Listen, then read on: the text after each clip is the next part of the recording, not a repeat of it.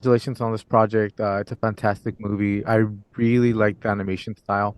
As a designer, coming into the third movie, how do you bring a fresh take on this? That's a good question. I think the story itself calls for different worlds, I think, on this one. And we were going to take these tiny little characters the size of mice into worlds where they were going to be completely surprised and out of place, right? So they're on a journey in this movie, and part of what inspired the design of the world was really the story. We take them to an island where they think they're lost in a jungle and they're tiny, and then we take them to a city at the end where they're really tiny. Um, and that, I think that alone calls for new ideas, you know? Definitely. There's a couple different animation styles in this film. It's I think that they're amazingly placed. You have the 2D, you have 3D, and you have pixel art. What kind of discussions do you have with the director and your team in order to create cohesiveness, so those don't feel like too abrupt or that they Yeah. interrupt the film?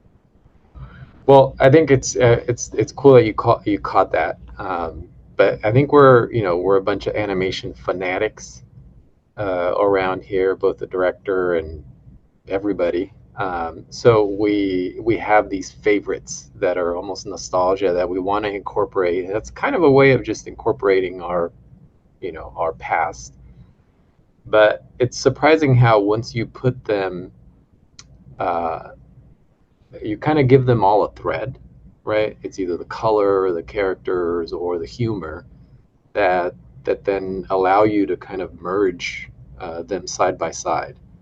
And that's kind of what we went for. We had music that helped, we had the color palette, and then the animation style. It's something that kind of certain characters or certain parts of the movie call for that style. Like the 2D style, really, we really wanted something psychedelic, and so looking at psychedelic posters or psychedelic animation that's been done in the 70s, it kind of just fit because the music we were using was slightly, for it. And then other characters call for a certain animation. The design of the villains is somewhat inspired by 50s water hose style. And so now we're doing it in 3D, but we did reference like all that whimsical awesomeness that they did in the 50s. Definitely, and all the characters are really well. Many of the characters are family oriented. They have to look kind of like each other, but have their own personality. Is it difficult to create different variations of that type of style or that type of character? Yeah, like for the trolls, it's hard to tell unless you look closely, right? That they're different. But we did talk about because these were going to be a group of brothers that we wanted them to look exactly like each other. Like you could tell that they were siblings when they were young, and then as they get older, which is really how we meet them in the movie later on, we wanted to change their design a little bit to reflect a bit of their experience. And so, how do you do that, right? How do you change their hairstyle, their outfit, and what is the reason behind it? And I think the story kind of informed it. Like the one brother, for example, that is most like Branch, has his hair chopped, and his costume colors resemble Branch's costume colors. So they're the most alike visually. And it's something that the audience may not pick up on, but subconsciously you can justify the design with something story related. And then the other brothers are really, there's one brother we find on an island who's really easygoing, and we were looking at windsurfing and surfing and beach styles to give them um, just a bit of history, right? So somebody who knows that style would pick up on it and go, "Ah, yeah, I used to have that hairstyle when I was young." Definitely, and color really drives the story. Not just the characters have slightly different colors, but the the atmosphere around them. You have the the main city, which is very bright. There's a lot of color. You have the darker theme park or golf.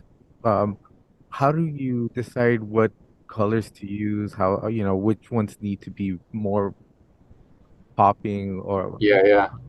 Oh, that's my favorite part. That's that's it's sort of like think about the color like the music, right? You know how certain musical soundtracks will evoke emotion without you knowing it. Like you may not even notice the music playing, but all of a sudden you feel scared or something like that. Well, color is the same. And so we'll look at the part of the movie and we do this, we sort of plot out, and what are the emotions of these different sequences. And then we'll discuss what color feels most appropriate. Like the first time they go pick up one of the brothers, it's a really it's a it's like a really happy moment, and we put that in a place where it's sunset all the time, year round it's sunset. And on top of that, we wanted to almost do like a retro 80s cheesy calendar colors. So if you look at a postcard, you might get that like really cheesy beach. Uh, uh, we wanted that to be the feeling of this set. And so that informs the color. It's really based on the story. Um, in the golf course where they get there and it's meant to be kind of a cemetery, we go for a place where we drain out the color, and then once we change that in the story, we turn on the lights and it becomes a happy, almost fairground feeling. But yeah, it's surprising. It's not just, it's kind of like an emotionally driven decision, like so that it supports the story. Yeah. and how important it is to match that emotion or match the music when it comes to the animation style and the color. I think it's important because we don't want it to distract. If the movie is so cool looking that you're not paying attention to what's going on in the story, which can be a risk, right? Like you can make something so beautiful that's what the audience is going to pay attention to, as opposed to, the most important thing is that you're taking them on this journey. So kind of weaving those things together is super important. It's something we discuss with the directors. It's something that we have almost weekly reviews of to really plan out these things. Yeah, and it also, I mean, it helps us make the choices to have that story as a foundation. As you look at the finished product, what do you feel? What's your favorite part of it? How are you feeling now? I'm proud of it. I feel like it was a huge accomplishment. It was super ambitious for us to attempt to make something. The third movie, it comes with a lot of pressure that you've already got these two established movies before it that are beautiful.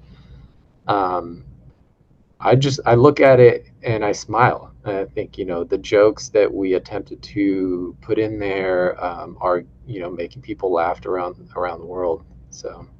Definitely. Well, congratulations. It's a fantastic project, and it Oh, came thanks. very Thank you. well. Thank you. Thank you for your time. All right. Thank you. With pleasure. Thanks, Jesus.